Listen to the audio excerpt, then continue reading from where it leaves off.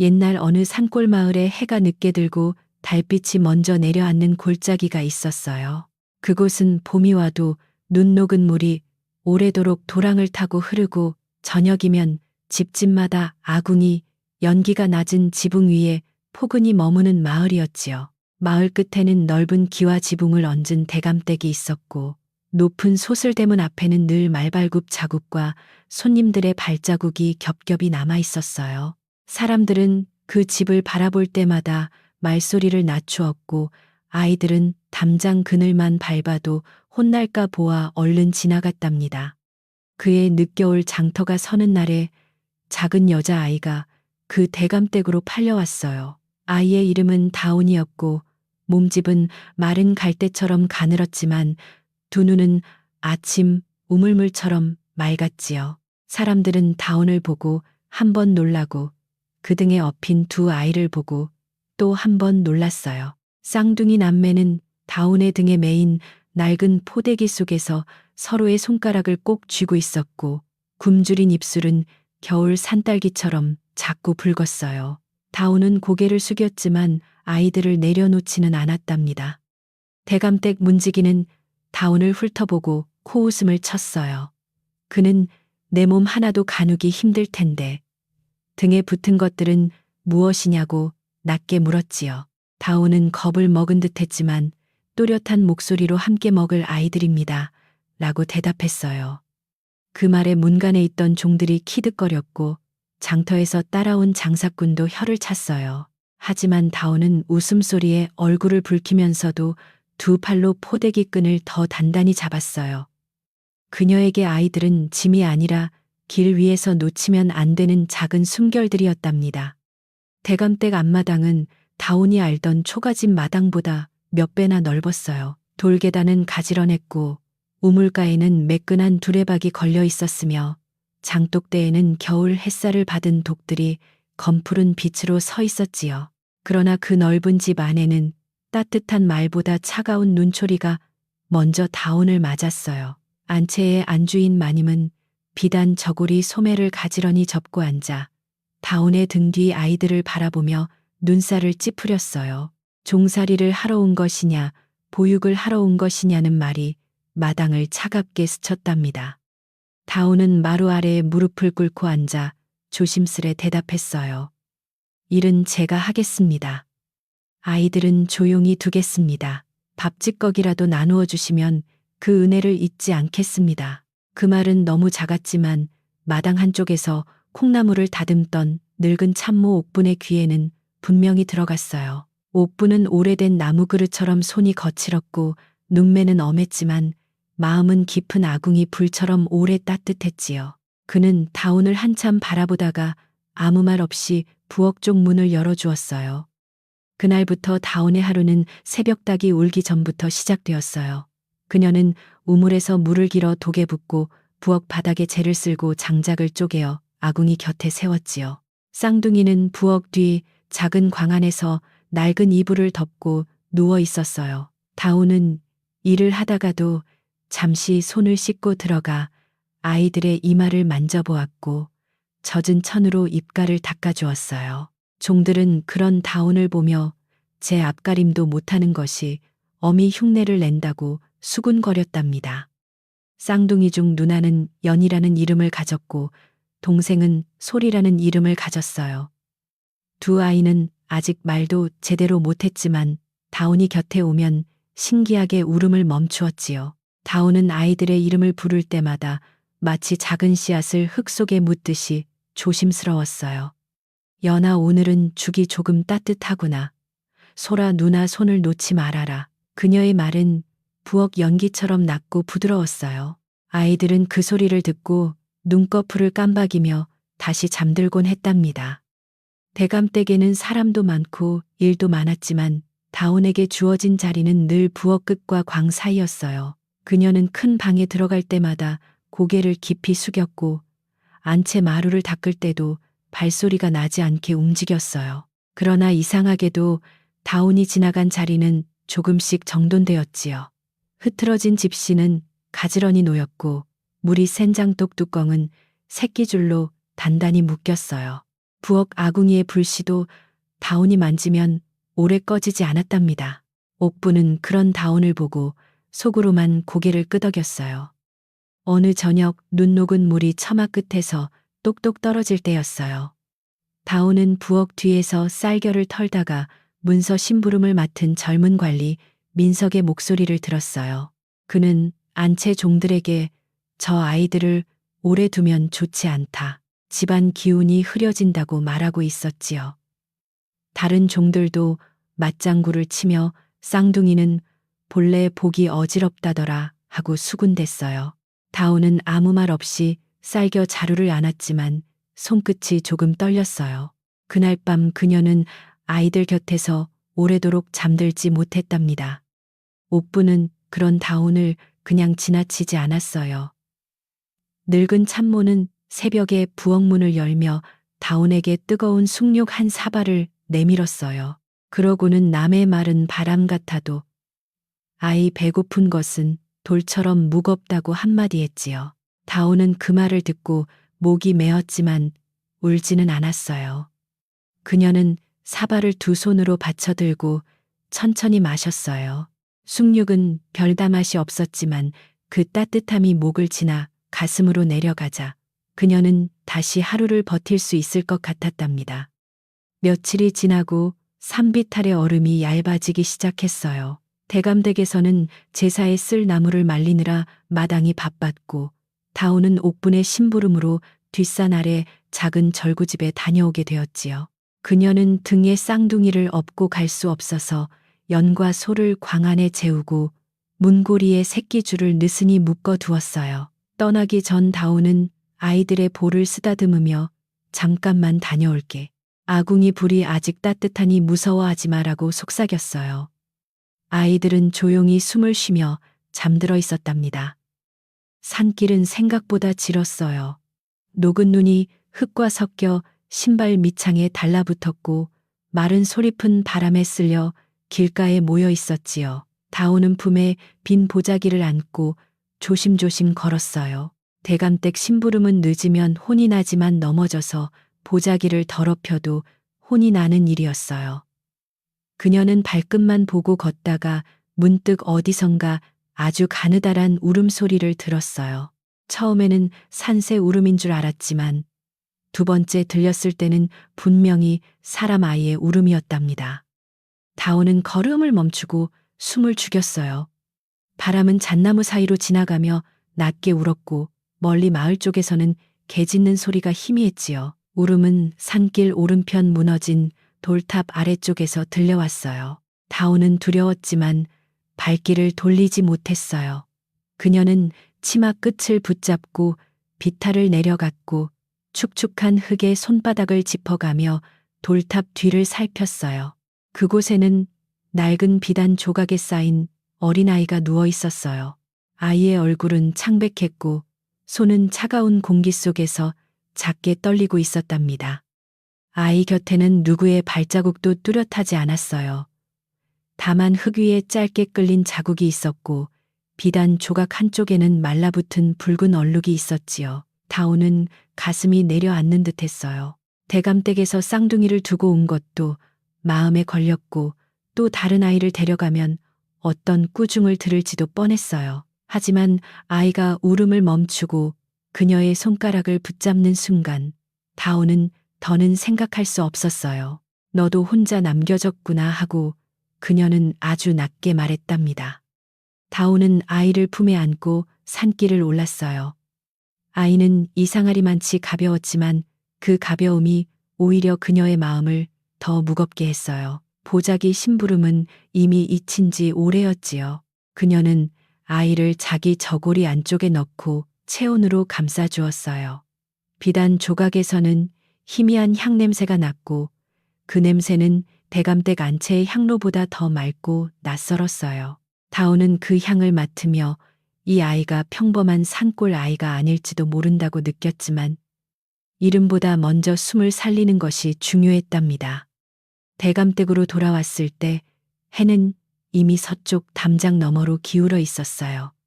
문간의 종들은 빈 보자기와 아이를 함께 안고 온 다운을 보자마자 소리를 질렀지요. 또 아이를 주워 왔느냐.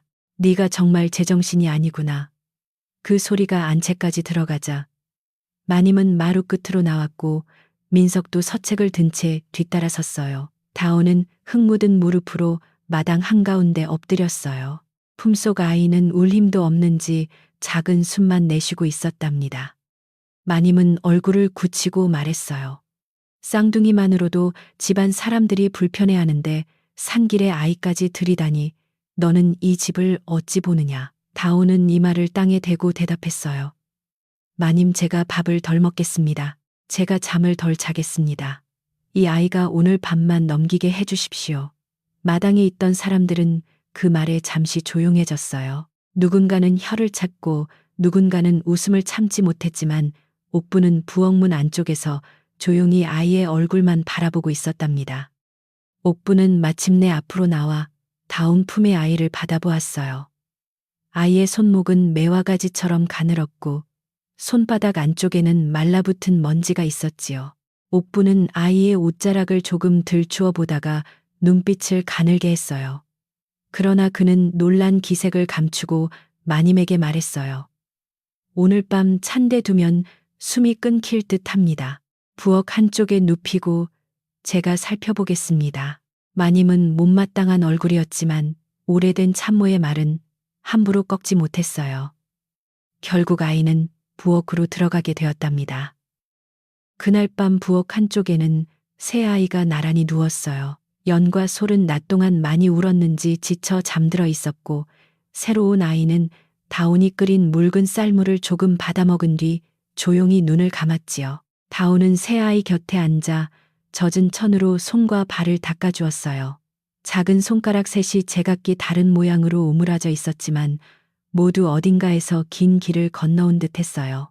다온은 그 모습을 보며 마음속으로 아무도 듣지 못할 약속을 했답니다. 나는 너희를 버리지 않을게. 다온은 아주 낮게 속삭였어요. 그 말은 부엌 벽에 그을음에 닿고 식어가는 아궁이의 잿더미 위에 내려앉았어요. 옥부는 뒤에서 보리차를 따르다가 그 소리를 들었지만 모른 척했지요. 대신 그는 다온 곁에 낡은 이불 한 채를 더 놓아주었어요. 밤공기가 아직 차다는 말뿐이었지만 그 말 안에는 더 많은 뜻이 들어 있었어요. 다온은 고개를 숙여 감사 인사를 하고 아이들 위에 이불을 덮었답니다. 밤이 깊어지자 대감댁은 고요해졌어요. 안채의 등잔불도 하나둘 꺼지고 마당에는 달빛만 얇게 깔렸지요. 부엌에서는 장작이 마지막 숨을 쉬듯 가끔 탁하고 소리를 냈어요. 다온은 졸음을 이기지 못하고 벽에 기대 앉았지만 완전히 잠들지는 못했어요. 새로운 아이가 숨을 제대로 쉬는지 살피려면 자주 눈을 떠야 했거든요. 그러다 문득 그녀는 아이들 사이로 아주 희미한 붉은 빛이 번지는 것을 보았어요. 처음에는 아궁이 불씨가 되살아난 줄 알았답니다. 하지만 붉은 빛은 아궁이 쪽이 아니라 아이들의 몸에서 나오고 있었어요. 연의 등허리 옷깃 아래, 솔의 어깨 뒤쪽, 그리고 새로 온 아이의 손바닥 가까이에서 작은 빛이 천천히 떠올랐지요. 다온은 숨을 삼키고 가까이 다가갔어요. 빛은 상처처럼 번지지 않고 마치 누군가 오래전 찍어둔 도장 자국처럼 동그랗고 또렷하게 맺혀 있었어요. 새 아이는 깊이 잠들어 아무것도 모르는 듯 했지만 그 붉은 무늬는 서로를 알아보는 것처럼 은은하게 떨리고 있었답니다. 다온의 손끝이 차가워졌어요. 그녀는 아이들을 깨울까 두려워 아무 소리도 내지 못했어요. 붉은 무늬는 잠시 더 빛나다가 달빛이 구름에 가리자 천천히 사라졌지요. 부엌은 다시 어두워졌고 아이들의 숨소리만 고르게 남았어요. 다온은 자신의 눈을 의심했지만 마음 한구석에서는 방금 본 것이 꿈이 아니라는 것을 알고 있었어요. 산길에 아이가 품고 온 비밀이 쌍둥이와 이어져 있다는 느낌이 들었고 그 느낌은 밤이 깊을수록 더 선명해졌답니다. 다음 날 아침 마당에는 다시 사람들의 수군거림이 돌았어요. 종들은 다온이 아이 셋을 끌어안고 잤다는 이야기를 퍼뜨렸고 민석은 그 말을 듣고 차갑게 웃었어요. 그는 미친 계집아이 하나가 집안 체면을 흐린다고 했지요. 다오는 아무 대꾸도 하지 않고 우물에서 물을 길었어요. 물동이는 평소보다 무거웠지만 그녀의 마음속에는 지난밤의 붉은 표식이 더 무겁게 남아 있었어요. 아이들을 지키려면 이제 밥과 이불만으로는 부족하다는 것을 다오는 조용히 깨닫기 시작했답니다. 그날 해질 무렵 옥부는 다온이 우물가에 혼자 앉아 있는 것을 보았어요. 다온은 두 손을 무릎 위에 모으고 있었지만 눈은 자꾸 부엌 쪽을 향했지요. 옥부는 곁에 서서 한동안 말이 없다가 낮은 목소리로 보이는 것을 서둘러 말하면 못 본 사람들의 돌팔매가 먼저 온다고 했어요. 다온은 그 뜻을 모두 알지는 못했지만 고개를 끄덕였어요. 그녀는 아이들을 바라보며 마음속에 작은 상자를 만들었어요. 그 상자 안에 붉은 빛의 비밀을 조심히 넣어 두었답니다. 밤이 다시 내려왔을 때 다오는 새아이 곁에 앉아 오래도록 눈을 감지 않았어요. 마당 밖에서는 바람이 대문고리를 흔들고 멀리 산에서는 부엉이가 한 번 울었지요. 아이들은 따뜻한 이불 속에서 차례로 잠들었고 다오는 그 숨소리를 하나씩 세었어요. 아직 아무에게도 말할 수 없었지만 그녀는 알고 있었어요. 자신이 우연히 데려온 산길의 아이와 등에 업고 온 쌍둥이에게는 대감댁 담장보다 높고 산길보다 깊은 사연이 숨어 있다는 것을요. 그리고 그 사연은 머지않아 이 조용한 집을 흔들 것이었답니다. 다음 날 아침 대감댁 부엌에는 이른 장국 냄새보다 먼저 수군거림이 퍼졌어요.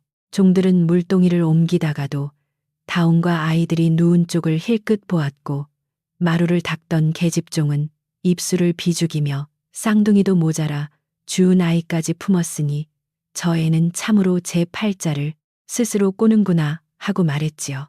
다오는 아무 말 없이 쌀을 씻고 나무 주걱을 움직였지만 귀는 사람들 말끝을 다 듣고 있었어요. 말은 먼지처럼 가벼워도 마음에는 오래 들러붙는 법이었답니다. 안채에서는 더 차가운 말이 오갔어요. 민석은 장부를 들고 마님 앞에 서서 부엌의 어린 하녀가 집안 질서를 어지럽힌다고 또박또박 말했지요. 마님 저 아이 셋이 드나드는 것만으로도 종들이 수군댑니다.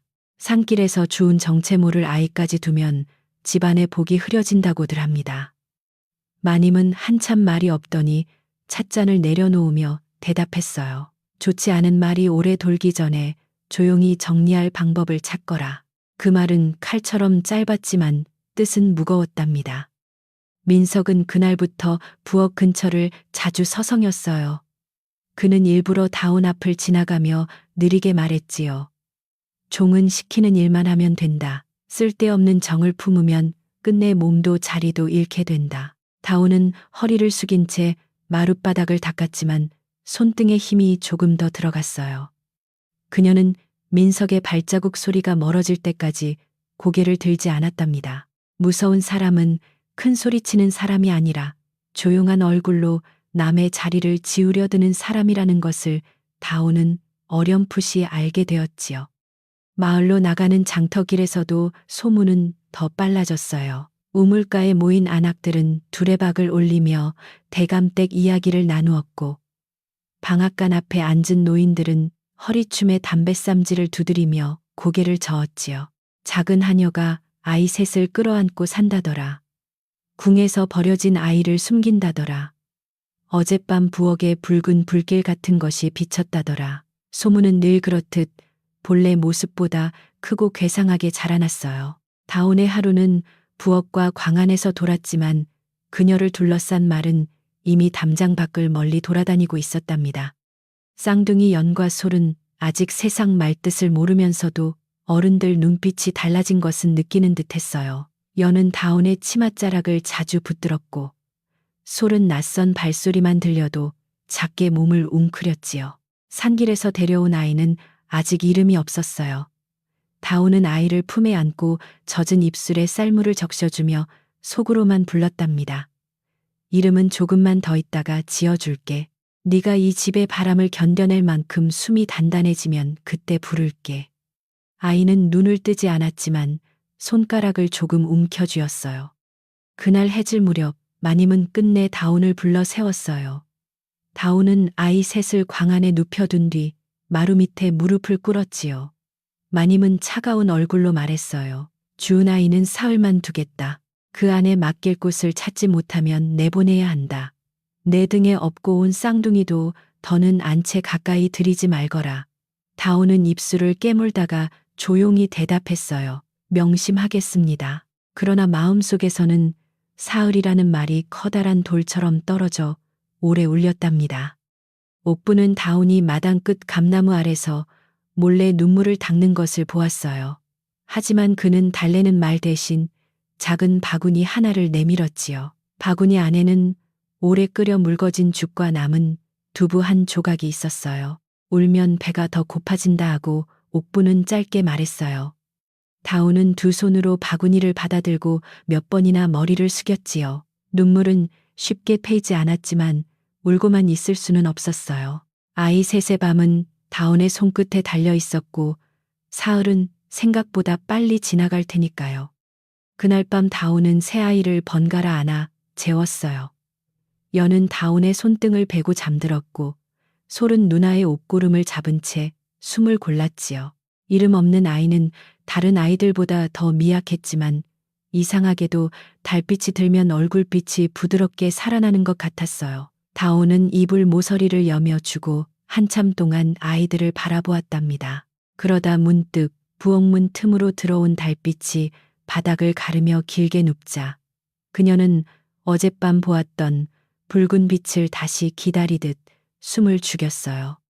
한밤중이 조금 지났을 무렵 부엌 한쪽 공기가 미세하게 달라졌어요. 식어가던 아궁이도 아닌데 방 안에 아주 옅은 열기가 맴돌았고 아이들의 숨소리는 더 고르게 낮아졌지요. 다운이 몸을 앞으로 숙이자 연의 등허리 아래 옷감 너머로 붉은 원이 천천히 스며 나왔어요. 곧 솔의 어깨 뒤쪽에도 같은 빛이 떠올랐고 마지막으로 이름 없는 아이의 손바닥 안쪽에 작고 선명한 자국이 맺혔답니다. 새 빛은 서로 다른 곳에 있으면서도 마치 한 곳을 향해 기울고 있는 것처럼 보였어요. 다운은 손을 떨며 더 가까이 들여다보았어요. 붉은 자국들은 그냥 둥근 점이 아니었지요. 바깥쪽에 가느다란 선이 둘러있고 안쪽에는 작은 갈래가 퍼져 있었어요. 마치 꽃도 같고 별도 같고 오래된 도장 문양의 한 조각처럼도 보였답니다. 다온은 눈을 한번 감았다 뜨며 혹시 잘못 보는 건 아닌지 살폈어요. 하지만 빛은 흐려지지 않았고 오히려 새 아이가 가까이 누워 있을수록 조금씩 또렷해졌어요. 그녀는 숨을 크게 쉬지도 못한 채 한참을 바라보았답니다. 그 순간 문방 마루에서 삐걱하는 소리가 났어요. 다온은 깜짝 놀라 얼른 아이들 위로 몸을 숙였지요. 부엌 문이 아주 조금 열리며 옥분의 그림자가 안으로 들어왔어요. 그는 다온이 깨어있는 것을 보고 잠시 눈을 가늘게 뜨더니 아이들 쪽을 살폈어요. 붉은 빛은 이미 사그라지기 시작해 희미했지만 옥분의 오래된 눈은 무엇인가를 눈치챈 듯 조용히 흔들렸답니다. 그러나 그는 놀라지도 묻지도 않고 다만 문을 닫으며 낮게 한마디 했어요. 말보다 밤을 보아야 할 때가 있다. 그 한마디는 다운의 가슴에 깊게 내려앉았어요. 옥분이 무엇을 알고 있는지 무엇을 짐작한 것인지 다운은 알 수 없었지요. 하지만 적어도 자신이 헛것을 본 것은 아니라는 안도감이 생겼어요. 밤은 사람의 혀보다 적고 눈보다 느리지만 거짓은 없다는 뜻처럼 들렸답니다. 다온은 아이들의 이마를 차례로 만져보았어요. 열은 없었고 숨도 고르게 이어졌지요. 그러니 이 붉은 표식은 병이 아니라 누군가 남긴 뜻일지도 모른다는 생각이 서서히 마음속에 자리 잡기 시작했답니다. 다음 날 민석은 부엌 안쪽 광을 훑어보겠다며 다가왔어요. 그는 일부러 문을 활짝 열어 찬바람이 들게 한 뒤 이불 속의 아이들을 내려다 보았지요. 연은 놀라 잠에서 깨 울음을 터뜨렸고 솔도 그 울음에 따라 입술을 삐죽였어요. 이름 없는 아이는 여전히 조용히 누워 있었지만 민석은 그 아이의 비단 조각을 보고 잠시 눈빛을 바꾸었답니다. 아주 짧은 순간이었지만 다온은 그 표정을 놓치지 않았어요. 놀람과 불안이 섞인 눈빛이 분명히 스쳐 지나갔지요. 민석은 이내 아무렇지 않은 얼굴로 비단 조각을 발끝으로 건드리며 말했어요. 주운 아이라더니 옷감은 곱구나. 훔쳐온 것은 아니겠지. 다온은 아이 앞을 가로막듯 앉아서 대답했어요. 산길 돌탑 아래에 있었습니다. 그때부터 제품에 있었으니 훔친 적은 없습니다. 민석은 코웃음을 치고 돌아섰지만 나가면서도 한 번 더 뒤를 돌아보았어요. 그 시선은 아이보다는 비단 조각과 다온의 얼굴을 함께 재는 듯 했지요. 다온의 마음에는 작은 의심이 처음으로 또렷하게 자라났답니다. 저녁이 되자 마을 아낙 하나가 대감댁 뒷문으로 나무를 들고 왔어요. 그는 부엌에서 옥분과 이야기를 나누며 슬쩍 다온을 쳐다보았지요. 산길 잃은 아이를 안고 왔다던데요. 며칠 읍내 쪽에서도 아이 찾는 말이 들리오.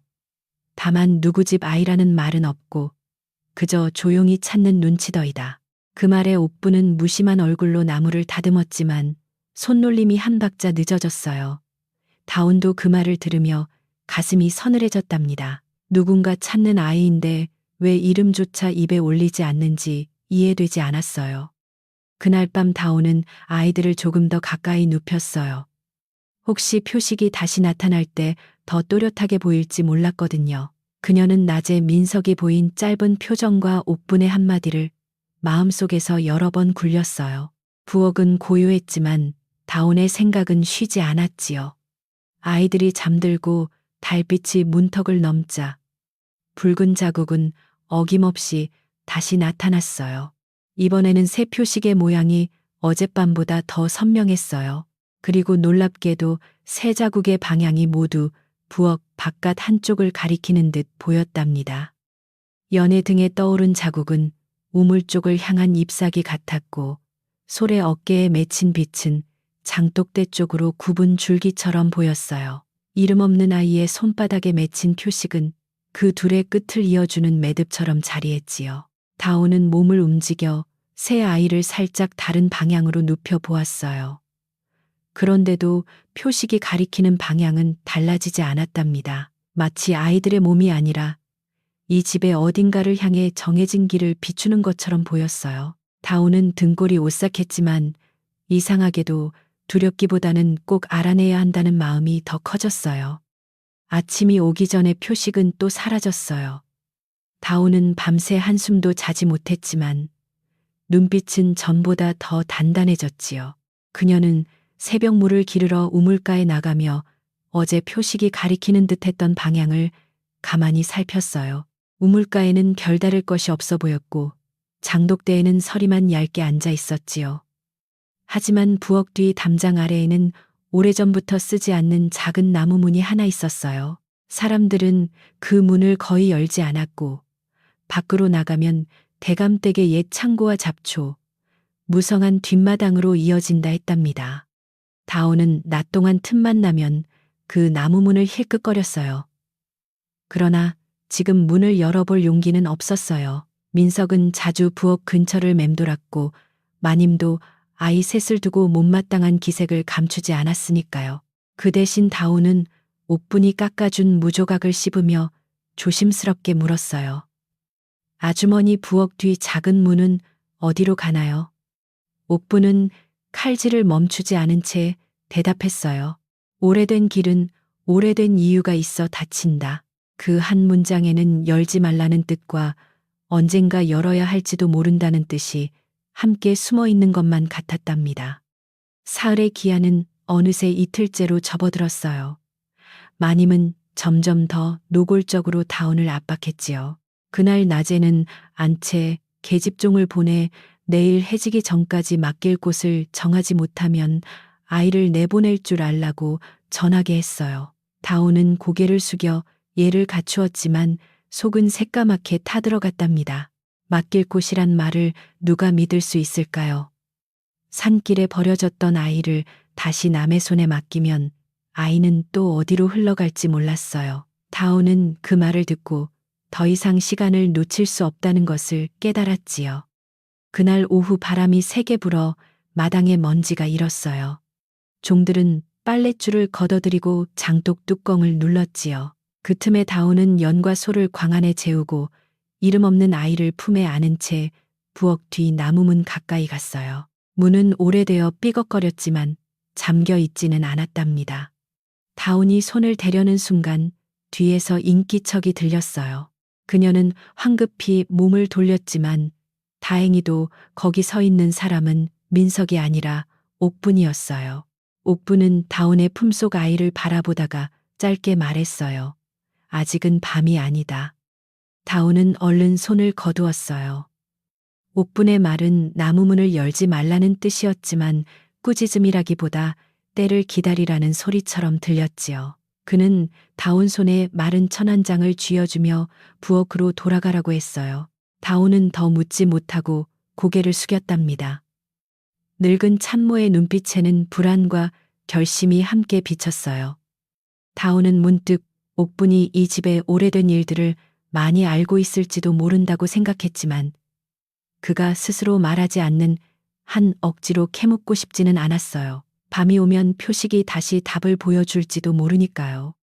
어둠이 내려오고 바람이 잦아들자 대감댁은 평소보다 더 조용해졌어요. 마치 집 전체가 어떤 소문을 듣고 숨을 고르는 것 같았지요. 다오는 아이 셋을 다시 나란히 눕히고 문틈으로 들어오는 달빛이 어느 자리에 닿는지 꼼꼼히 보았어요. 그녀는 혹시 표식이 나타나는데 달빛이 필요한지 아니면 아이들끼리 가까이 있어야 하는지까지 생각하게 되었답니다. 작은 하녀가 밤마다 이런 생각을 품게 되리라고는 누구도 상상하지 못했을 거예요. 하지만 다온에게는 이제 아이들을 살리는 일이 곧 비밀을 읽는 일이 되어 가고 있었지요. 한밤중이 되자 붉은 자국은 다시 떠올랐어요. 이번에는 새 빛이 더 빨리 선명해졌고 한 자국 한 자국의 가장자리에 아주 미세한 글줄 같은 선이 비쳤어요. 다오는 가까이 엎드려 들여다보았지만 읽을 수는 없었지요. 대신 새 표식이 부엌 바닥 위에 흐릿한 모양을 겹쳐내는 듯했어요. 연의 표식이 시작점이 되고 솔의 표식이 이어지며 이름 없는 아이의 손바닥에서 마침표처럼 붉은 점이 찍혔답니다. 마치 누군가 이 집 안 어딘가로 향하는 길을 살아있는 아이들의 몸 위에 숨겨둔 듯했어요. 다오는 그 모습을 보고 조용히 입을 다물었어요. 누구에게 서둘러 말하면 아이들이 먼저 빼앗길 것 같았기 때문이지요. 민석이 왜 비단 조각을 보고 놀랐는지, 옥분이 왜 밤을 보라고 했는지, 마님이 왜 사흘 안에 아이를 내보내려 하는지 여러 생각이 한 줄로 엮이기 시작했어요. 아직 알 수 없는 것이 더 많았지만 한 가지는 분명했답니다. 붉은 표식은 아이들을 해치려는 징조가 아니라 오히려 누군가를 찾고 무언가를 드러내려는 길잡이라는 것을요. 새벽녘 표식이 서서히 사라질 때 다오는 이름 없는 아이의 손을 꼭 잡았어요. 작은 손바닥은 낮보다 따뜻했고 자국이 있던 자리는 아무 일도 없었다는 듯 깨끗했지요. 다오는 새 아이를 차례로 바라보며 마음속으로 다짐했어요. 내가 비록 작은 하녀일 뿐이어도 너희 몸에 새겨진 길을 끝까지 놓치지 않을 거야. 그러고는 문 밖 희미한 하늘빛을 바라보았답니다. 밤은 끝나가고 있었지만 밤이 보여준 비밀은 이제야 막 시작되고 있었어요. 다오는 아직 어린 몸이었지만 그 새벽 이후로는 어제와 같은 아이가 아니었어요. 누군가 자신을 미쳤다고 불러도 괜찮았고 종들이 손가락질해도 견딜 수 있었지요. 그녀는 아이 셋이 잠들 때마다 드러나는 붉은 표식이 단지 이상한 흔적이 아니라 사라진 무엇을 다시 세상 앞으로 이끌어내는 열쇠라고 믿게 되었어요. 그리고 그런 믿음은 두려움보다 오래 갔답니다. 다오는 조용히 부엌문을 닫고 아침 장작을 손질했어요. 곧 또 하루가 오고 그 하루는 이전보다 더 많은 것을 묻게 될 터였지요. 그날 아침에 해는 늦게 떠올랐어요. 밤새 마음을 졸인 다온에게는 다구는 소리도 멀리서 들려오는 물소리처럼 희미했지요. 그녀는 장작을 쌓고 솥에 물을 붓고 남은 쌀을 골라 죽을 끓였어요. 손은 익숙하게 움직였지만 마음은 계속 부엌 뒤 나무문에 가 있었답니다. 어젯밤 붉은 표식이 가리킨 길, 옥분이 아직 밤이 아니라고 말한 그 문. 민석이 이상하게 살피던 비단 조각이 한데 엮이며 다온의 가슴을 조용히 두드렸어요. 아이들은 아침 햇살 아래에서는 아무 일도 없었던 것처럼 보였어요. 연은 낡은 숟가락을 손에 쥐고 죽을 천천히 받아먹었고 솔은 졸린 눈으로 누나의 옷소매를 붙들었지요. 이름 없는 아이도 다온이 손끝으로 떠주는 쌀물을 조금씩 삼켰어요. 다온은 그 아이의 손바닥을 조심히 펴보았지만 밤에 붉게 떠오르던 자리는 깨끗하고 부드러웠답니다. 하지만 그것이 사라졌다고 해서 없던 일이 되는 것은 아니었어요. 밤이 감춘 이야기는 나지 모르는 얼굴로 잠시 숨을 뿐이었지요. 대감댁 사람들은 겉으로는 제일에 바빴지만 다온을 향한 눈빛은 더욱 날카로워졌어요. 종들은 부엌 문 앞에서 말을 멈추고 다온이 지나가면 등 뒤에서 낮은 웃음을 흘렸지요. 마님은 안채 마루에서 한 번도 직접 부르지 않았지만 계집종을 보내 아이들이 광 밖으로 나오지 못하게 하라고 전했어요. 민석은 그보다 더 자주 나타났답니다. 그는 문석 꾸러미를 품에 안고 다니며 부엌과 창고 사이를 오갔고 다온이 조금이라도 뒤를 보려 하면 금세 시선을 돌렸어요. 오후 무렵 다온은 쟤를 버리러 장독대 쪽으로 갔어요. 그곳은 부엌 뒤 나무문과 가까웠고 낡은 담장 밑에 아직 녹지 않은 눈이 조금 남아 있었지요. 다온은 쟤를 조심히 뿌리다가 눈 위에 찍힌 발자국을 보았어요. 그것은 아침에 생긴 것이 아니었답니다.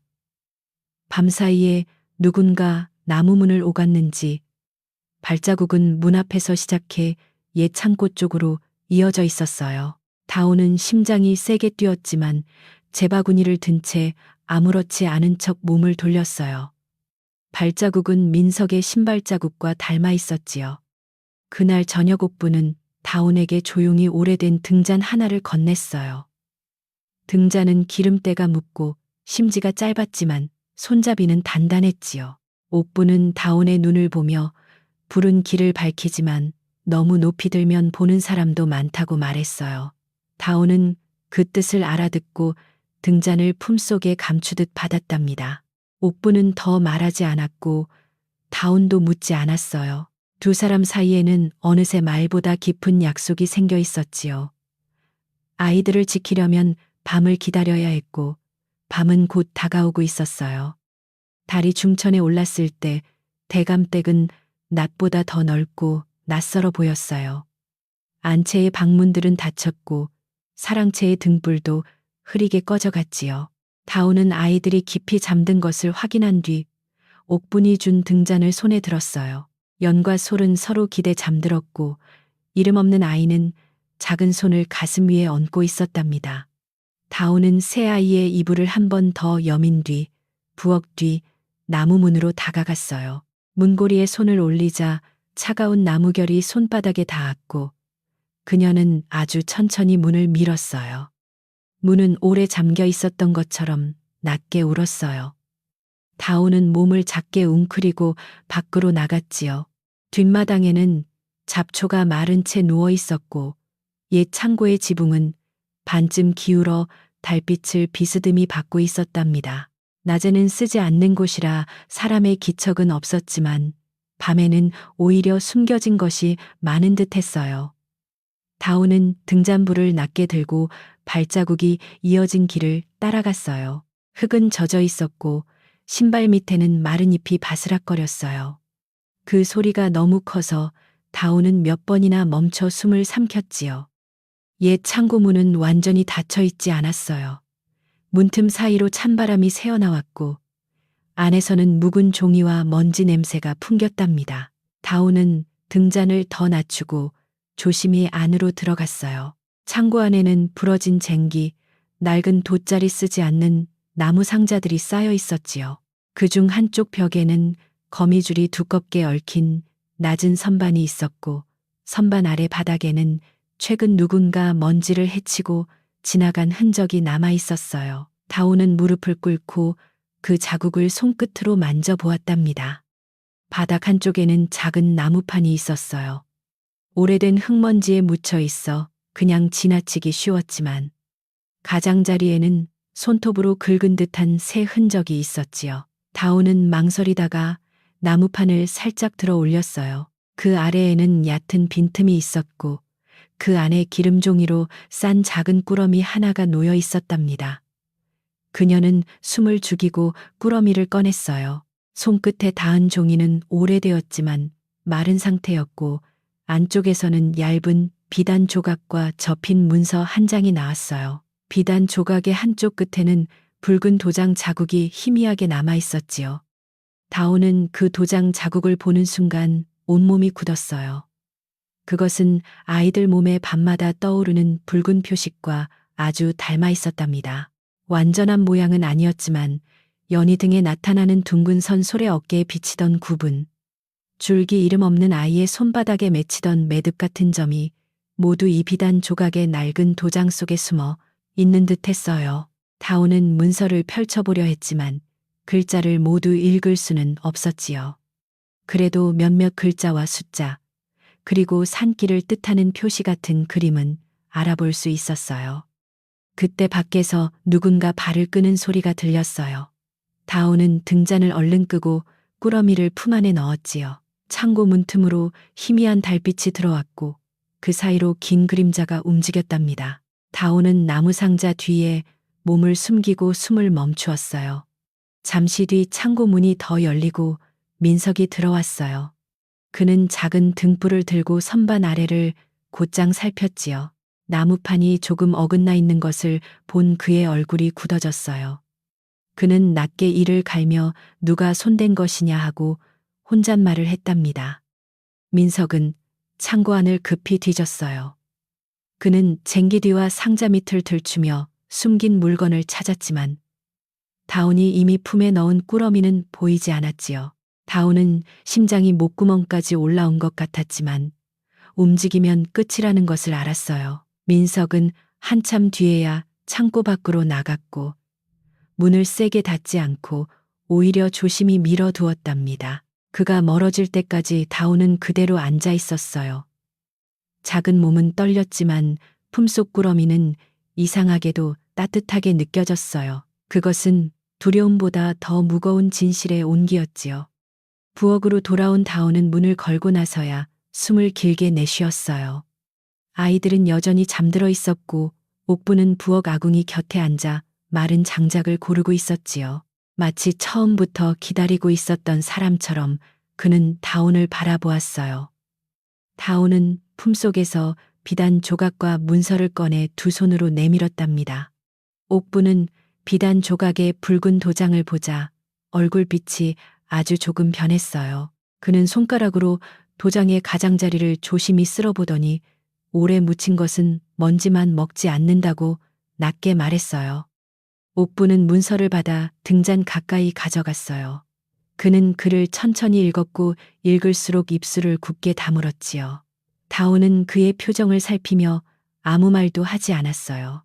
한참 뒤 옥부는 문서를 접어 다시 다온에게 돌려주었답니다. 새 아이와 떨어뜨리지 말아라. 그 말은 짧았지만 다온에게는 어떤 긴 이야기보다 무겁게 들렸어요. 다온은 조심히 물었어요. 이 아이들이 누구인가요? 옥부는 눈을 감았다 뜨며 대답하지 않았어요. 다만 아궁이 속재를 밀어넣으며 깊은 한숨을 쉬었답니다. 그날 밤이 지나고 다오는 문서를 옷 속 깊이 감추었어요. 비단 조각은 이름 없는 아이의 포대기 안쪽에 덧대어 숨겼지요. 민석이 찾고 있던 것이 이것이라면 아이들과 함께 두는 것이 가장 위험할 수도 있었지만 가장 자연스러운 곳이기도 했어요. 다오는 낮 동안 더욱 조심스러워졌답니다. 물을 기를 때도 뒤를 살폈고 쌀을 씻을 때도 문간 그림자를 놓치지 않았어요. 작은 하녀의 하루는 예전처럼 보였지만 마음속에서는 밤마다 본 붉은 길과 창고에서 찾은 문서가 천천히 하나로 맞춰지고 있었지요.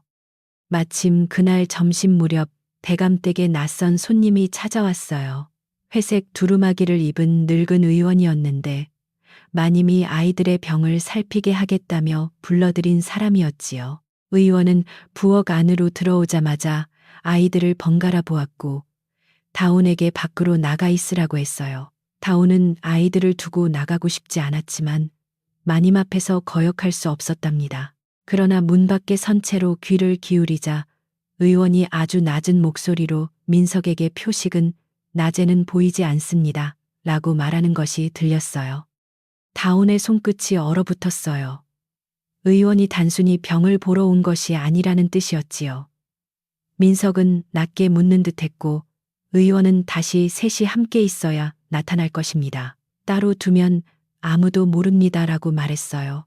그 말은 다온의 가슴을 세게 쳤답니다. 왜 사흘 안에 아이를 내보내려 했는지, 왜 쌍둥이를 안 채 가까이 두지 말라 했는지 조금씩 알 것 같았어요. 새 아이가 함께 있어야 붉은 도장이 완성되고 누군가는 그 완성된 표식을 두려워하고 있었던 것이지요. 의원이 돌아간 뒤 민석은 다온에게 유난히 부드러운 목소리로 말했어요. 오늘 밤부터 주운 아이는 안채 옆 빈방으로 옮기겠다. 약도 먹여야 하니 네가 붙어 있을 필요는 없다. 다오는 순간 고개를 들 뻔했지만 얼른 눈을 내리깔았어요.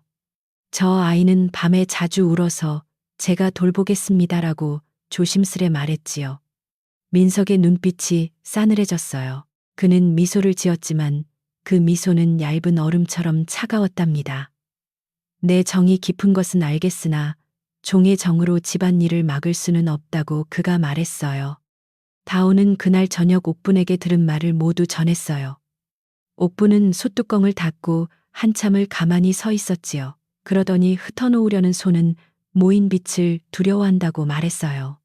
다오는 그 말을 마음속에 새겼답니다. 표식이 새 아이에게 나뉘어 있고 문서와 비단 조각이 그 표식의 오래된 본을 보여주며 민석과 의원이 아이들을 갈라놓으려 한다면 이제 밤을 기다리기만 해서는 안 되었어요. 다오는 누군가에게 이 일을 알려야 했고 그 누군가는 민석의 말보다 오래된 기억을 가진 사람이어야 했지요. 그때 다오는 마을 어귀의 서당 훈장을 떠올렸어요.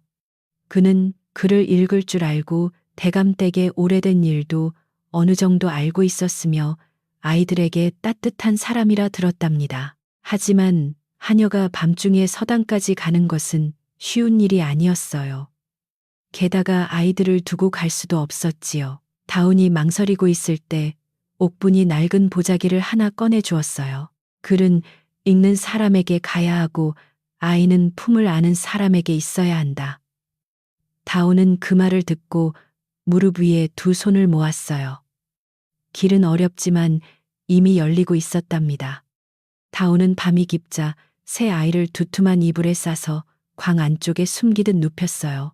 옥부는 부엌문 곁에 앉아 잠든 척하며 지키기로 했지요. 다운은 문서만 품고 뒷문으로 나섰어요. 달빛 아래 마을 길은 낮보다 길어 보였고 개 짖는 소리 하나에도 가슴이 철렁했답니다.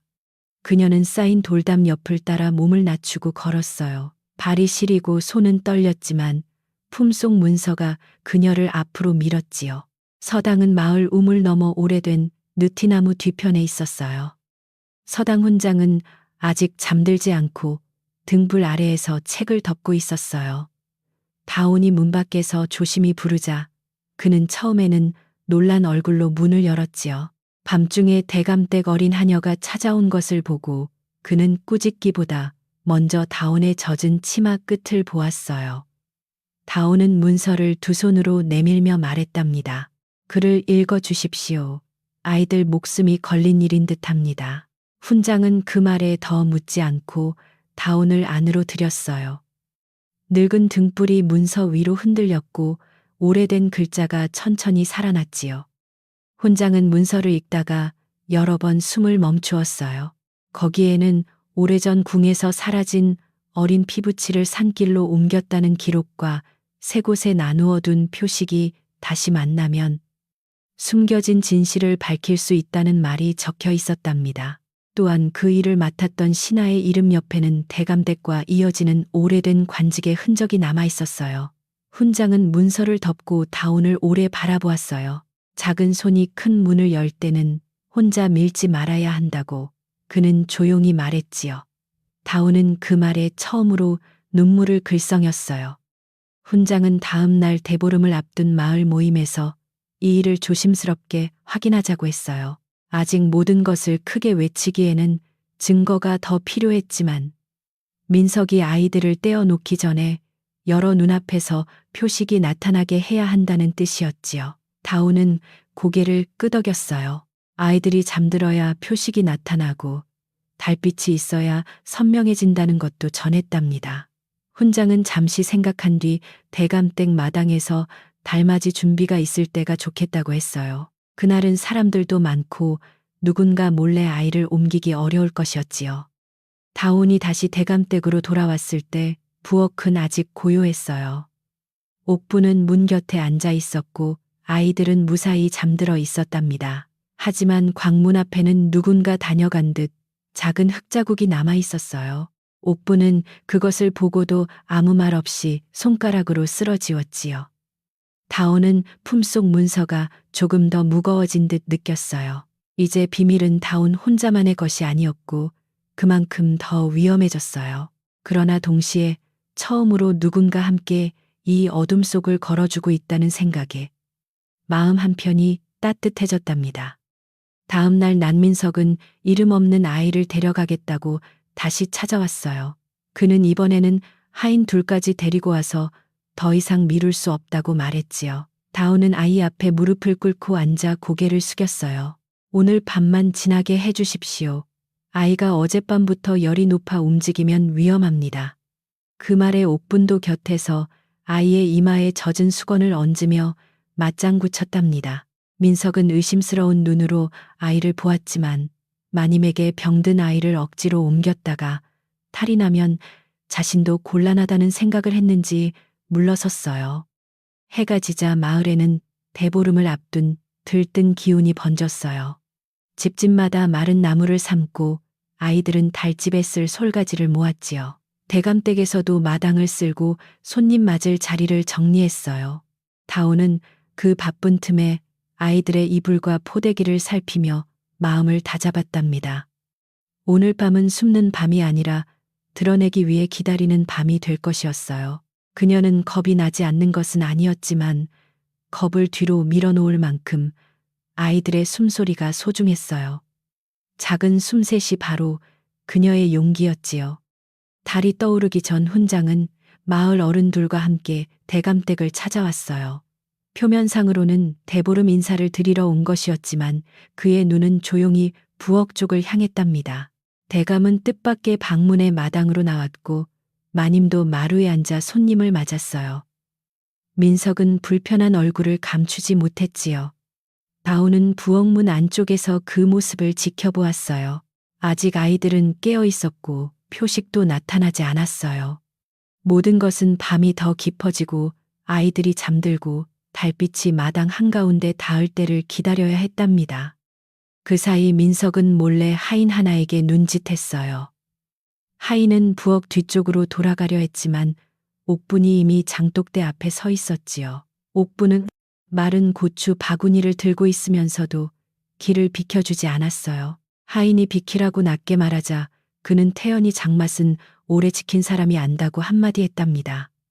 그 말에 하인은 괜히 성을 내지 못하고 돌아섰어요. 다오는 그 모습을 보고 입술을 꼭 다물었어요. 오늘 밤 늙은 참모의 한마디와 작은 하녀의 결심이 아이들을 지키는 울타리가 되고 있었지요.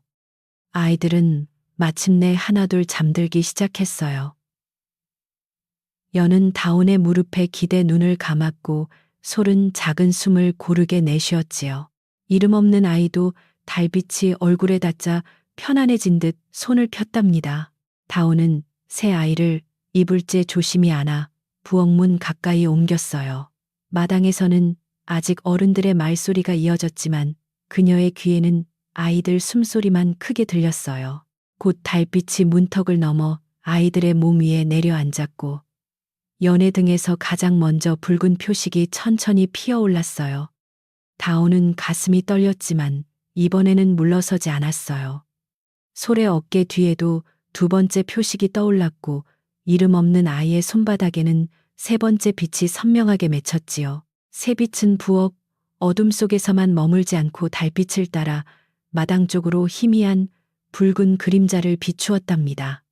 다오는 그 순간 자신이 준비해야 할 때가 왔음을 알았어요.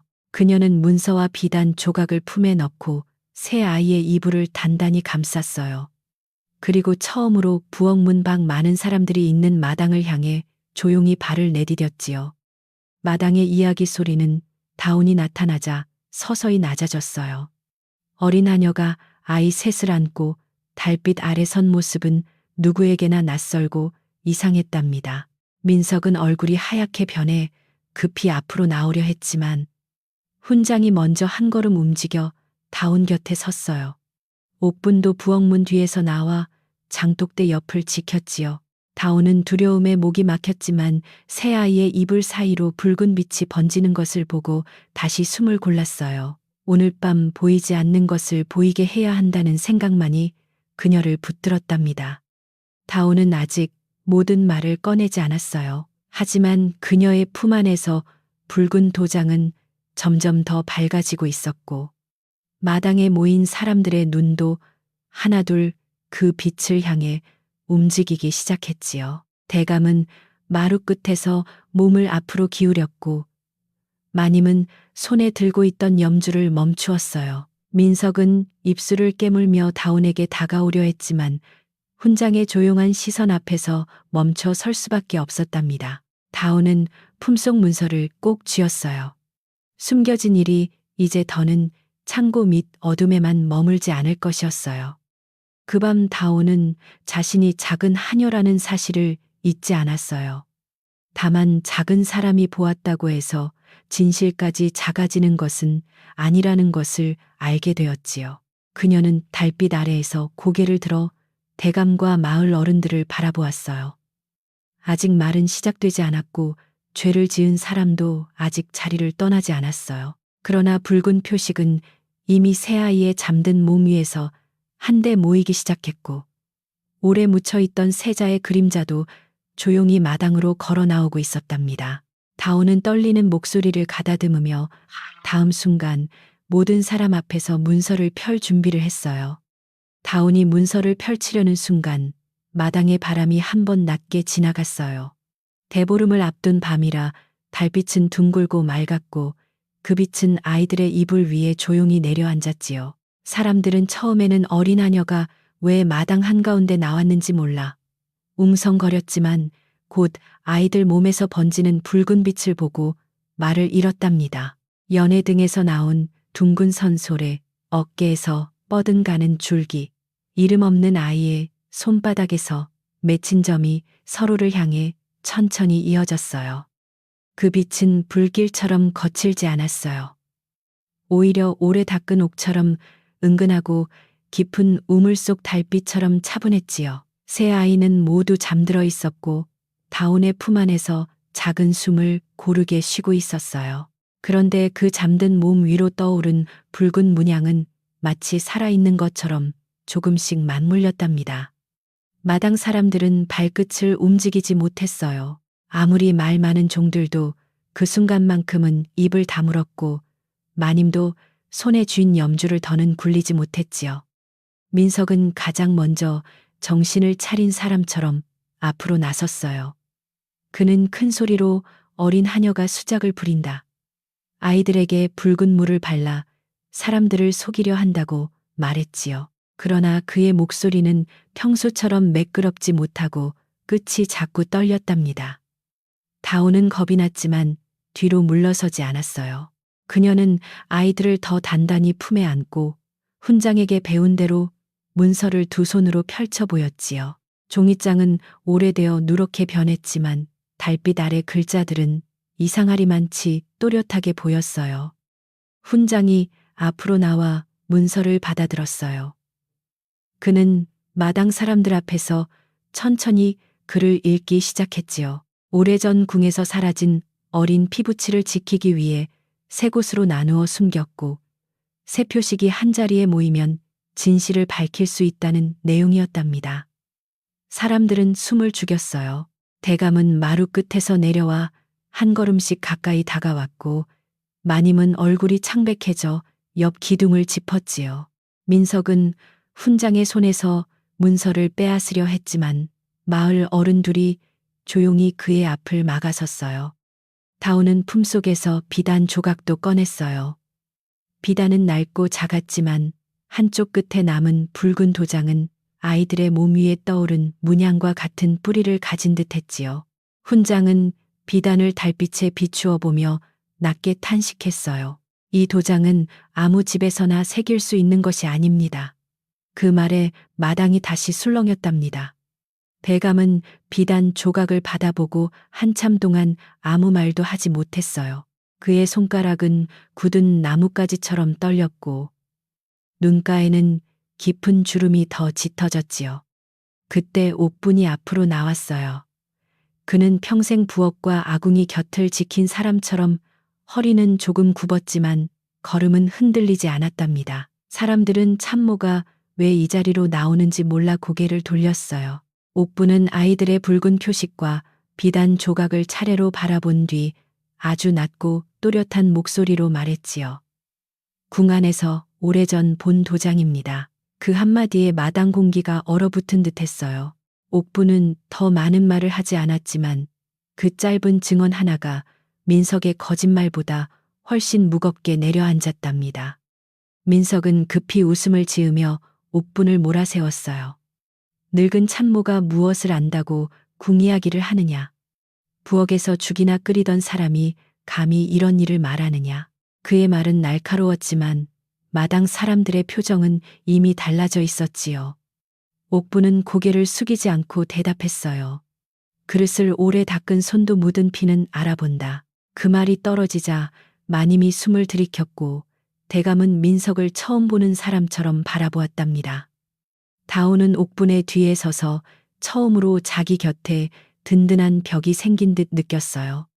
훈장은 다시 문서를 펼쳐 민석에게 물었어요.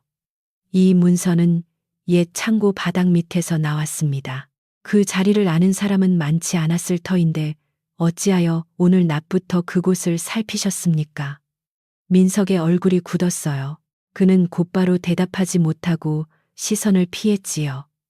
마을 어른 하나가 말했어요. 어젯밤에도 창고 쪽에 등불이 보였네. 누구인지 몰라 이상하다 했더니 이제 보니 허튼 일이 아니었구나.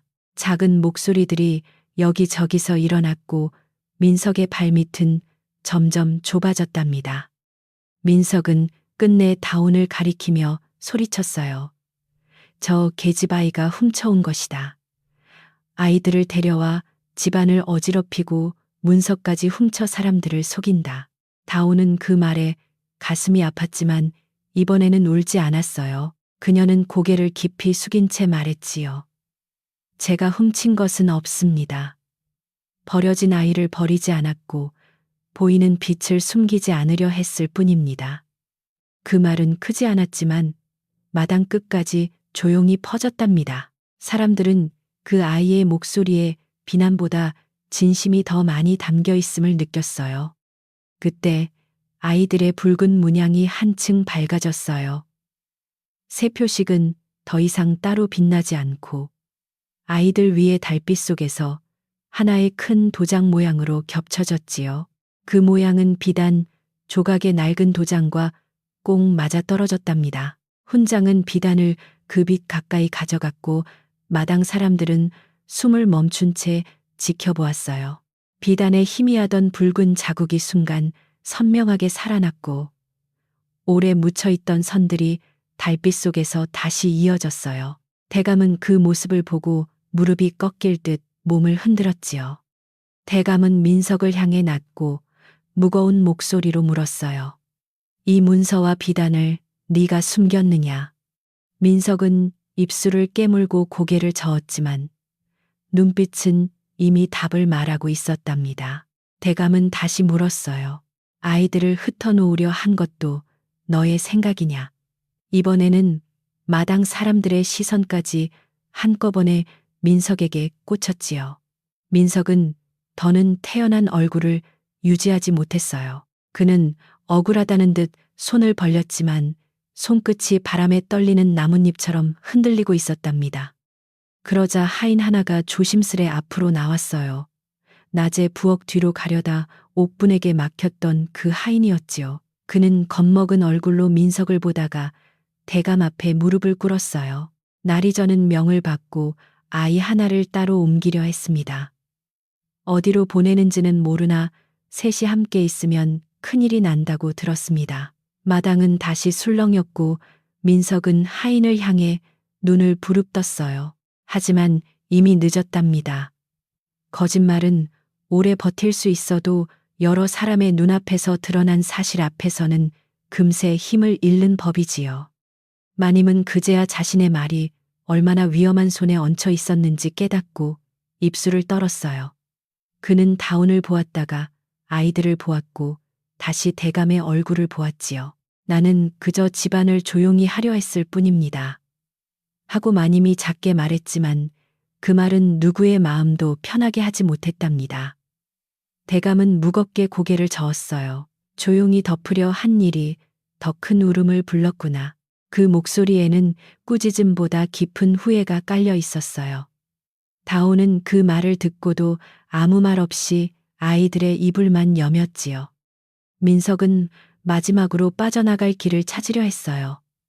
그는 대감에게 오래 섬긴 공을 말하고 집안 문서들을 정리한 세월을 내세웠지요. 그러나 훈장은 조용히 또 다른 장부를 꺼냈어요. 그것은 창고 선반 아래에서 발견된 먼지 묻은 작은 기록이었고 거기에는 몇 달 전부터 아이를 찾는 사람들을 몰래 돌려보냈다는 흔적이 남아 있었답니다. 민석은 그 장부를 보자 얼굴빛을 잃었어요. 아이들을 지키는 것이 아니라 지우려 했다는 사실이 이제 더 분명해졌지요. 대감은 오래 침묵하다가 마침내 명을 내렸어요. 민석은 오늘 이 시각부터 이 집 문서에 손대지 못한다. 새벽이 오기 전 사랑채 방을 비우고 마을 어른들이 보는 앞에서 맡은 열쇠를 모두 내놓아라. 그 말은 큰 소리가 아니었지만 대감댁 마당의 가장 깊은 곳까지 울렸답니다. 민석은 무언가 더 말하려 했지만 마을 어른들과 하인들이 이미 그를 둘러섰어요. 그는 처음 왔을 때처럼 반듯한 걸음으로 나가려 애썼지만 뒤꿈치는 자꾸 흔들렸고 얼굴에는 숨길 수 없는 분함이 떠올랐지요.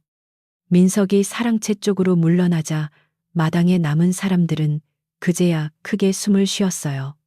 그러나 아무도 곧바로 웃지 않았답니다. 드러난 진실이 너무 오래된 것이고 아이들 몸 위에 떠오른 표식이 너무도 조용하고 슬펐기 때문이지요. 다오는 아이들을 품에 안고 서 있다가 무릎에 힘이 풀릴 뻔했어요. 옥분이 얼른 다가와 그녀의 팔을 받쳐 주었답니다. 서 있는 아이도 기대야 할 때가 있다고 옥분이 말했어요. 다오는 그제야 고개를 숙이고 작게 숨을 내쉬었지요. 대감은 다온에게 가까이 다가왔어요. 평소라면 하녀가 감히 마주하기 어려운 사람이었지만 그 밤의 대감은 높다기보다 늙고 무거워 보였답니다. 그는 아이들을 내려다보다가 다온에게 말했어요. 네가 이 아이들을 놓지 않았기에 오늘 이 문서가 숨을 쉬었다. 다온은 놀라 고개를 더 숙였어요. 저는 그저 울고 있는 아이를 버릴 수 없었습니다. 대감은 그 대답을 듣고 한동안 눈을 감았지요. 마당에는 달빛이 하얗게 고였고 사람들의 마음에도 조금씩 부끄러움이 내려앉았답니다. 마님도 마루에서 내려왔어요. 그는 다운 앞에 서서 쉽게 말을 꺼내지 못했답니다. 얼마 전까지 아이들을 내보내라 했던 사람이었으니 얼굴을 들기 어려운 것은 당연했지요. 그는 결국 아주 낮은 목소리로 말했어요. 오늘 밤부터 아이들은 부엌 광이 아니라 따뜻한 작은 방에 눕혀라. 다오는 그 말을 듣고 잠시 멈칫했어요. 용서를 바라는 말은 아니었지만 적어도 아이들을 내쫓겠다는 말은 아니었답니다. 그녀는 조용히 감사합니다 하고 대답했어요. 그 대답 속에는 원망도 자랑도 없었지요. 마을 어른들은 훈장과 함께 문서와 비단을 다시 싸서 대감 앞에 놓았어요. 훈장은 조심스럽게 말했지요. 이 일은 집안일로만 끝낼 일이 아닙니다. 그러나 오늘 밤 가장 먼저 해야 할 일은 아이들을 지키는 것입니다. 대감은 무겁게 고개를 끄덕였어요. 그는 사람을 보내 읍내에 믿을 만한 관리에게 조용히 소식을 전하라 했고, 민석이 손댄 문서 창고는 아침까지 봉해두라 명했답니다. 마당 사람들은 서서히 흩어졌지만 그들의 발걸음은 올 때보다 훨씬 조심스러웠어요. 다오는 아이들을 안고 부엌으로 돌아왔어요. 방금 전까지 붉게 빛나던 표식은 다시 잦아들고 있었지요. 아이들은 깊은 잠에서 깨지 않았고 오히려 더 편안해 보였답니다. 연의 손이 솔의 손을 찾아 잡았고 이름 없는 아이는 다온의 저고리 자락을 살짝 쥐었어요. 다온은 그 작은 손을 보고 눈물이 날 뻔했지만 아직 울지 않았어요. 울음보다 먼저 해야 할 일이 있었거든요. 아이들을 따뜻한 방으로 옮기고 젖은 이불을 말리고 새벽까지 곁을 지켜야 했답니다. 옥부는 부엌 아궁이에 새 장작을 넣었어요. 마른 장작은 금세 불을 품고 붉게 살아났지요. 그 불빛은 아이들 몸에서 떠오른 표식과는 달랐지만 다온에게는 똑같이 소중하게 느껴졌어요.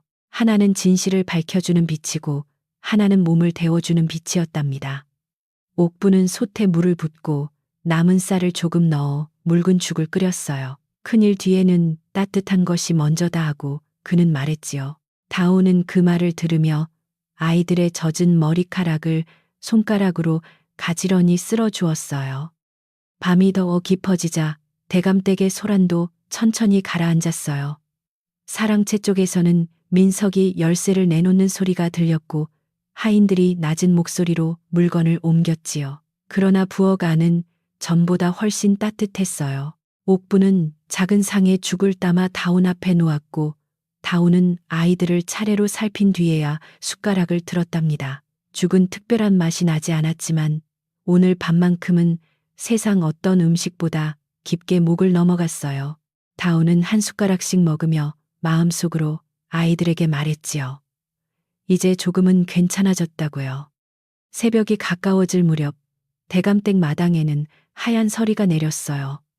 달은 서쪽으로 기울었고 붉은 표식은 완전히 사라져 아이들의 피부는 다시 보드랍고 평범해 보였지요. 그러나 그 밤을 함께 본 사람들은 아무도 그것을 평범한 일로 잊을 수 없었답니다. 마당의 종들은 더 이상 다온을 향해 함부로 웃지 않았고 하인들은 부엌문 앞을 지날 때 발걸음을 낮추었어요. 다온은 그런 변화를 크게 기뻐하지 않았어요.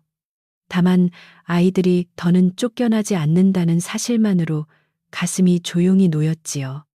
아침빛이 담장 위로 번질 때 대감은 다시 마당에 사람들을 모았어요.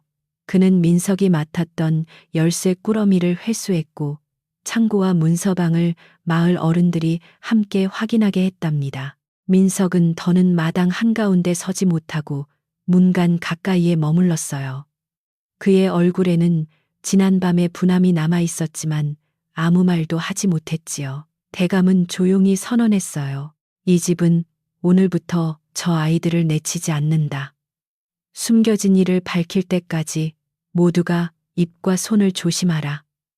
그 말에 마당의 공기가 한결 가벼워졌어요. 다오는 작은 방으로 아이들을 옮겼어요. 그 방은 부엌과 가깝고 볕도 조금 드는 곳이었답니다. 낡았지만 바람이 덜 세고 바닥에는 새로 짠 집자리가 깔렸지요.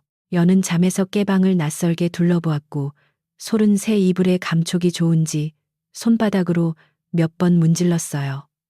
이름 없는 아이도 눈을 뜨고 처음으로 다온을 오래 바라보았답니다. 다온은 그 눈빛을 보고 조용히 웃었어요. 오늘부터는 조금 따뜻할 거야 하고 말하자 아이의 손가락이 살며시 펴졌지요. 부엌에서는 평소와 같은 아침일이 다시 시작되었어요. 물은 끓고 장국 냄새가 퍼지고 마당에서는 빨랫줄이 다시 걸렸답니다. 하지만 모든 것이 어제와 꼭 같지는 않았어요. 종들은 다온에게 물동이를 일부러 더 떠맡기지 않았고 누군가는 말없이 작은 나무 그릇 하나를 아이들 방 앞에 놓고 갔지요. 그 안에는 찐 고구마 3 조각이 들어 있었어요. 다온은 누가 두었는지 묻지 않았어요. 사람 마음이 하루아침에 모두 바뀌지는 않지만 작은 그릇 하나만큼의 변화도 아이들에게는 큰 온기가 될 수 있었답니다. 그날 저녁 대감댁은 오랜만에 무겁지 않은 고요 속으로 들어갔어요. 민석이 떠날 준비를 하는 사랑채 쪽은 어수선했지만 부엌과 작은 방에는 안정된 숨결이 감돌았지요. 옥부는 아궁이 앞에 앉아 멍석을 꿰매고 다오는 아이들 이불에 해진 곳을 바느질했어요. 영과 솔은 고구마를 나누어 먹다가 졸았고 이름 없는 아이는 다온 곁에서 천천히 잠들었답니다. 다오는 바늘을 멈추고 새 아이를 바라보았어요. 오늘 밤만큼은 붉은 표식이 나타나지 않아도 괜찮을 것 같았지요. 그러나 다오는 알고 있었어요. 이 일이 완전히 끝난 것은 아니라는 것을요. 궁에서 사라진 세자의 이름, 아이들 몸에 나뉘어 새겨진 붉은 도장, 민석이 감추려 했던 문서의 뒷이야기는 아직 더 밝혀져야 했답니다. 그래도 오늘 밤 대감댁은 더 이상 아이들을 쫓아내려는 집이 아니었어요.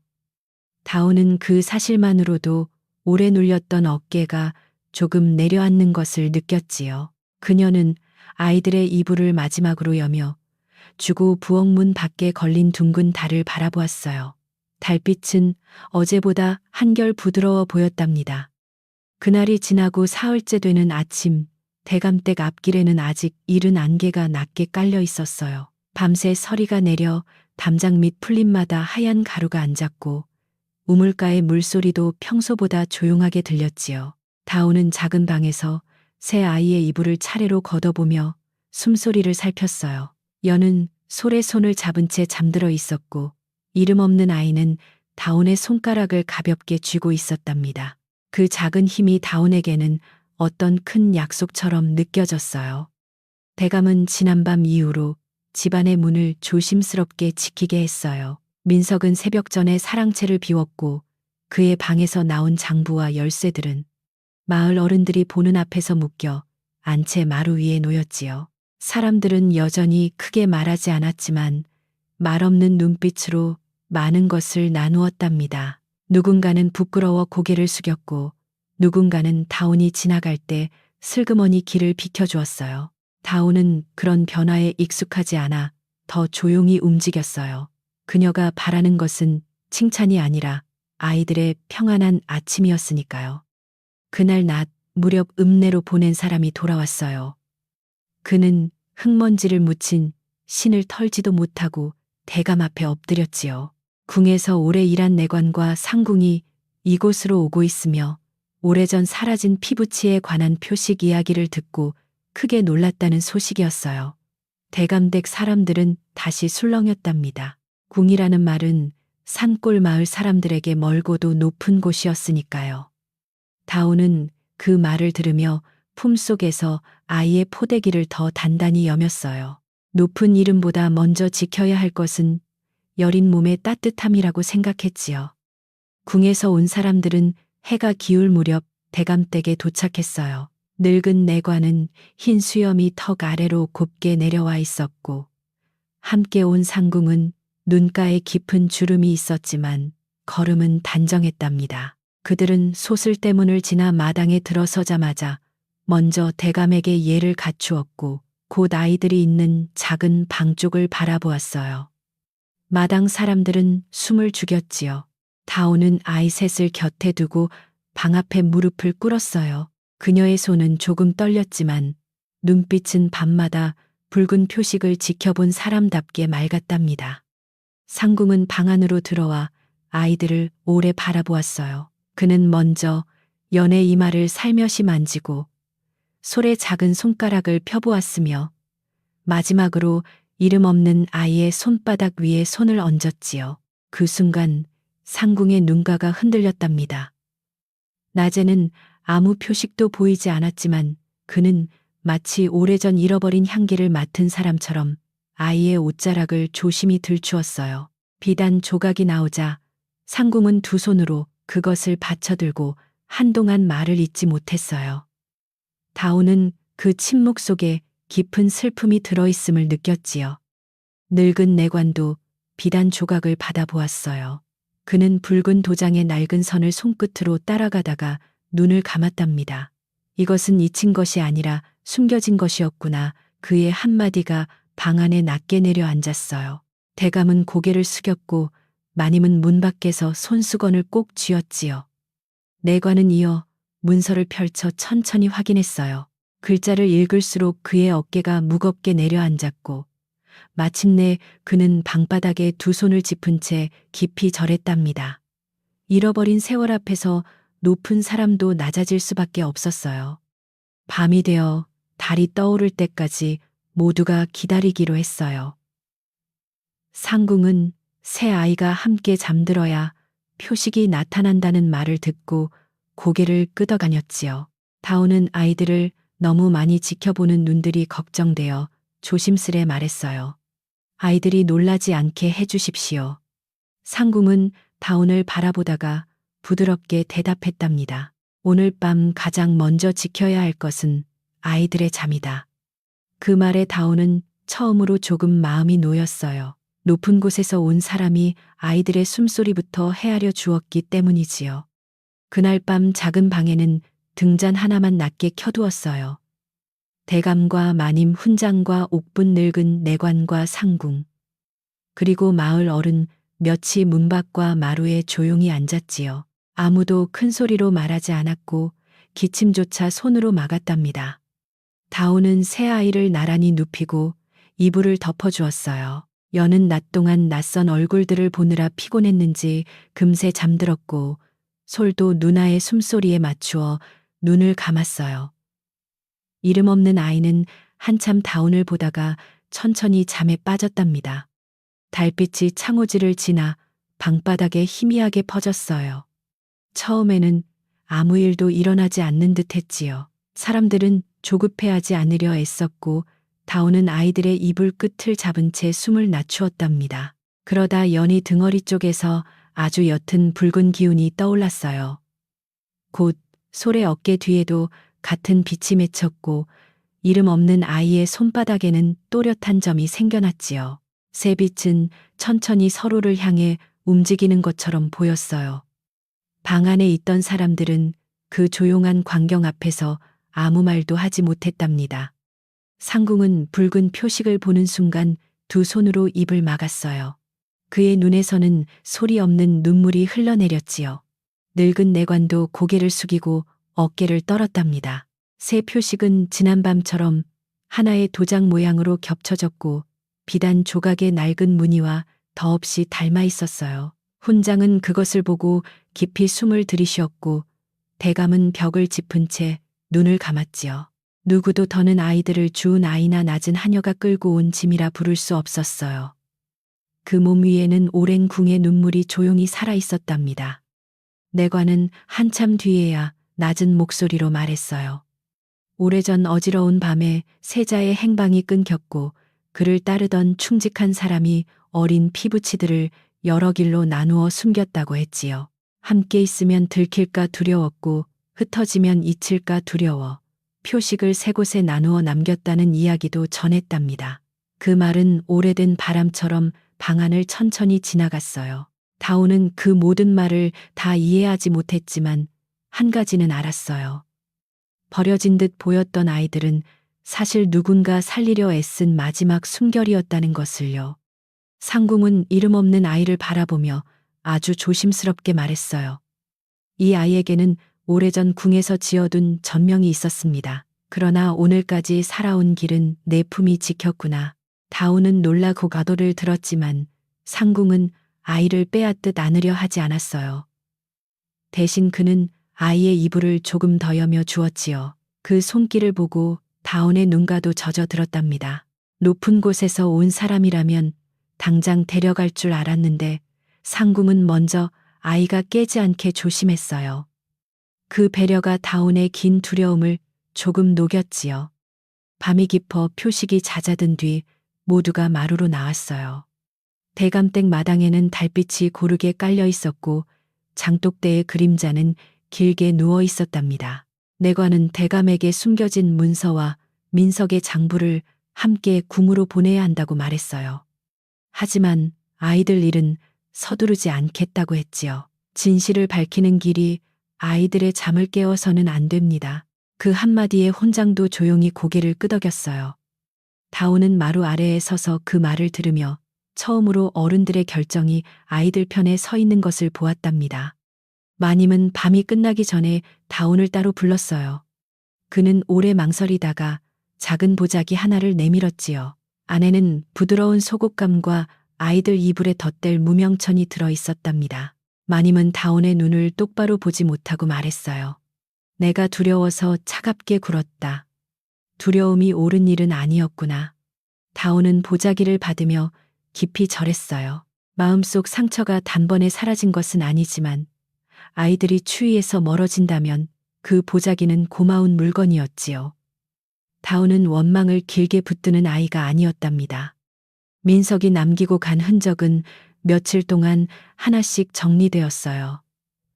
문서방에 자물쇠가 바뀌었고 창고 바닥 밑은 모두 드러내어 오래된 기록을 다시 살폈지요.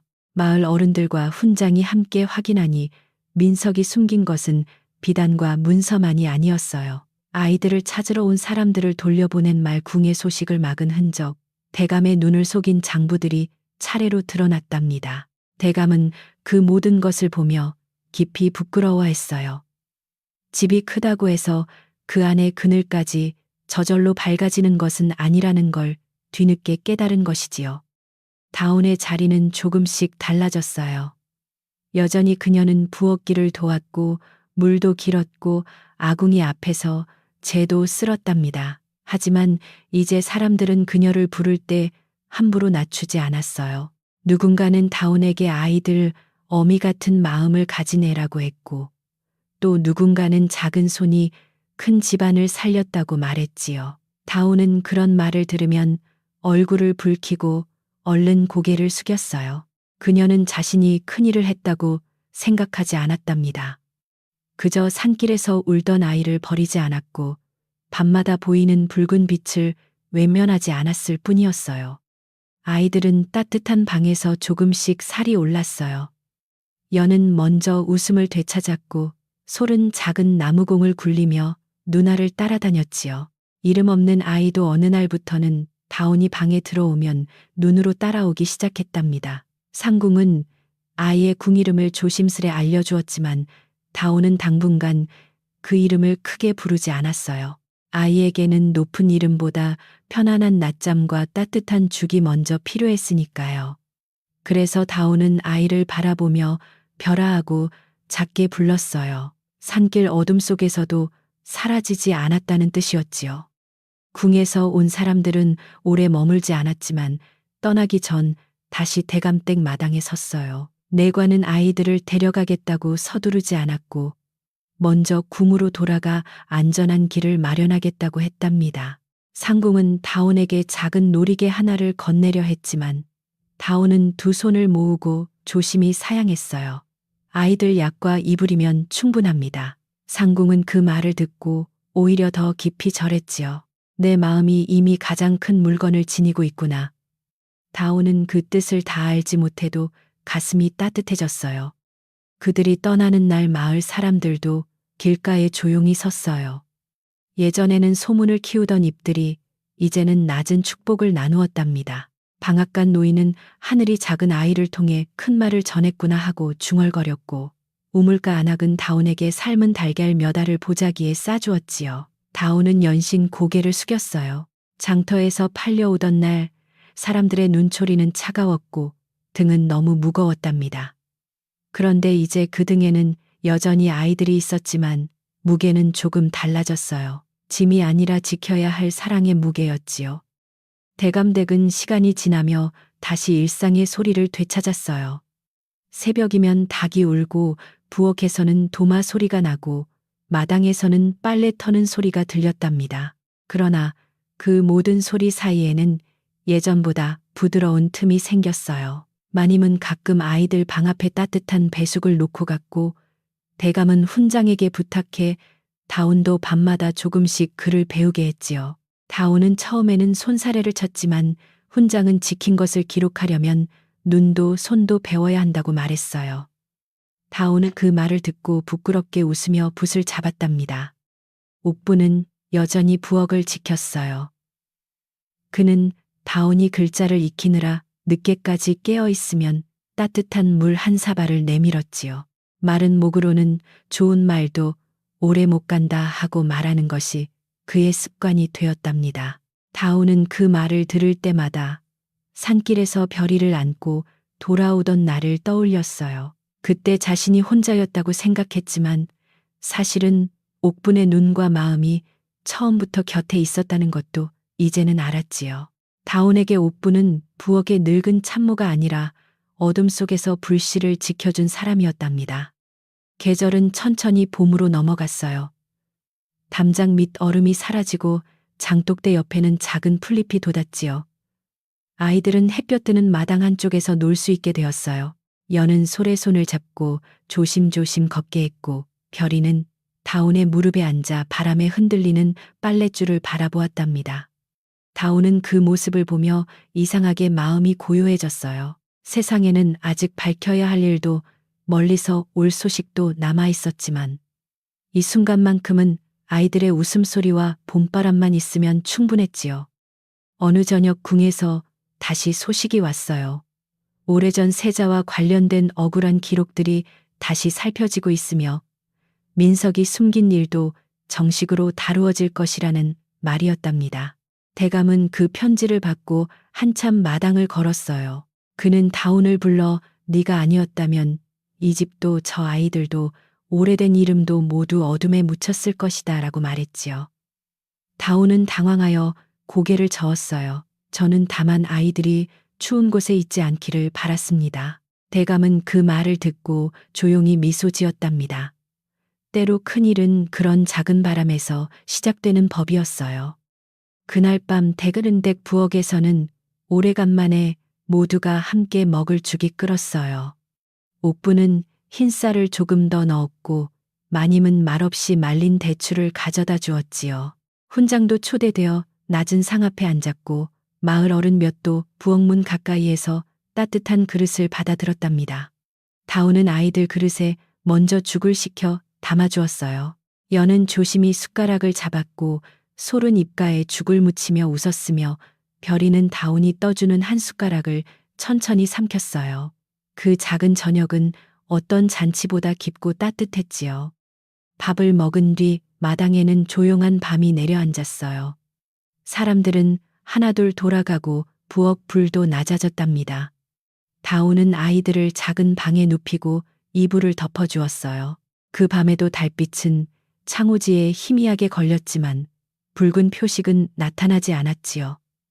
다온은 그것이 서운하지 않았어요. 표식은 해야 할 말을 다 했고 이제 아이들에게 필요한 것은 비밀을 밝히는 빛이 아니라 깊고 편안한 잠이었으니까요. 연과 솔은 서로 손을 잡고 잠들었고 별이는 다온의 소매를 쥔 채 조용히 숨을 골랐답니다.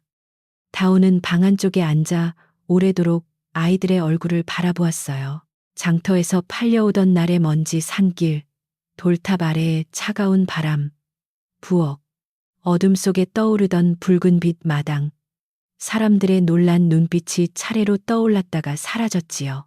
모든 일이 꿈처럼 멀어졌지만 아이들의 따뜻한 손만은 지금 이곳에 분명히 있었답니다.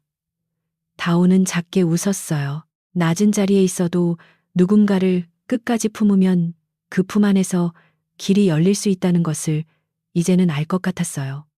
옥분이 문 밖에서 조용히 물었어요. 아이들 다 잤느냐? 다온은 고개를 끄덕이며 작은 목소리로 대답했어요. 네, 아주 편히 잡니다. 옥부는 더 들어오지 않고 문 밖에서 잠시 서 있다가 편히 자는 밤이 가장 큰 복이다 하고 말했답니다. 다온은 그 말에 마음이 부드러워졌어요. 궁이 울고 대감댁이 흔들리고 오래된 죄가 드러났어도 마지막에 남는 것은 결국 아이들의 고른 숨소리라는 생각이 들었지요. 그녀는 이불 끝을 다시 한번 여미고 등잔불을 조금 낮추었어요. 밖에서는 봄밤의 바람이 담장을 지나 조용히 불었어요. 장독대의 그림자는 짧아졌고 우물물은 어둠 속에서 별빛을 조금 머금고 있었답니다. 다온은 문턱에 앉아 하늘을 올려다보았어요. 산길에 혼자 버려졌던 아이도 등에 업혀 들어온 쌍둥이도 이제는 같은 지붕 아래 잠들어 있었지요. 그녀는 두 손을 무릎 위에 가지런히 모으고 아주 낮게 말했어요. 이제 아무도 산길에 혼자 남지 않을 거예요. 그 말은 밤바람에 실려 마당을 지나고 따뜻한 부엌 불씨 곁에 오래 머물렀답니다.